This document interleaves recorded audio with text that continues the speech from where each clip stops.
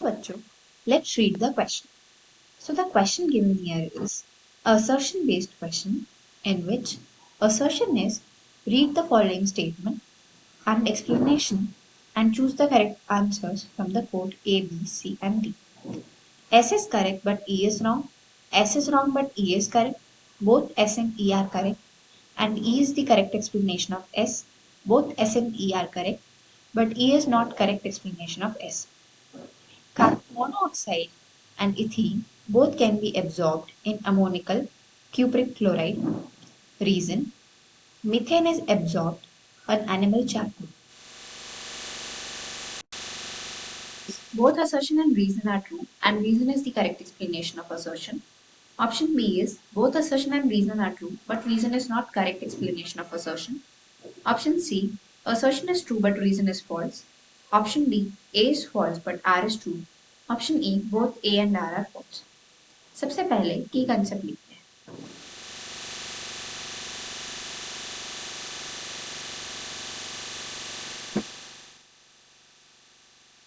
Methane जो है ये अनसैचुरेटेड है हमारा के सैचुरेटेड. Methane is saturated. इसमें कहीं पे भी डबल बॉन्ड नहीं है, इसमें से सिंगल बॉन्ड पाया जाता है. और कार्बन मोनोऑक्साइड और इथीन की बात करें तो ये अनसैचुरेटेड है. इनमें डबल या ट्रिपल बॉन्ड पाया जाता है.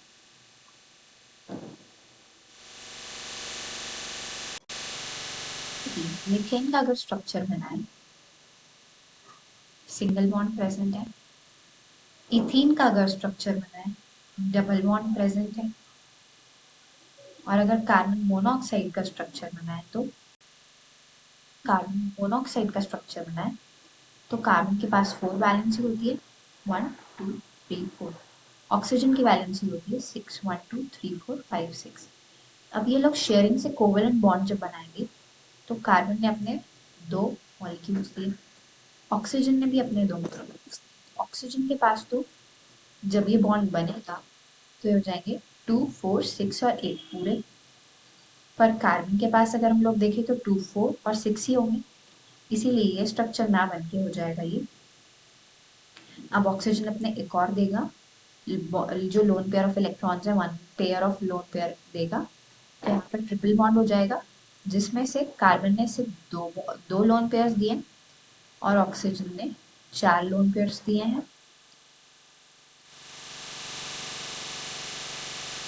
यहाँ पे जो ऑक्सीजन ने लोन पेयर्स लिए हैं वो ये वाले हैं.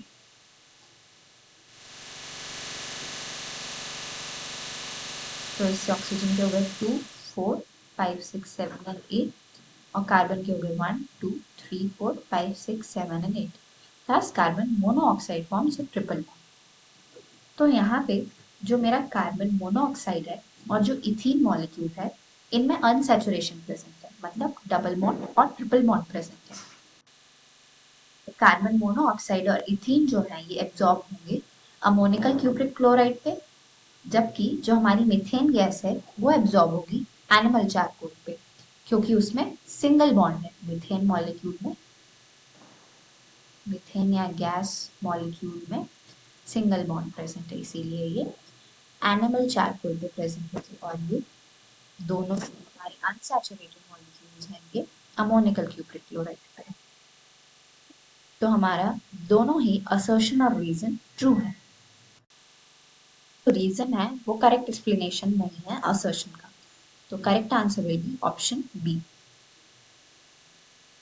Option B will be correct answer. Hope you understood it well. Best of luck.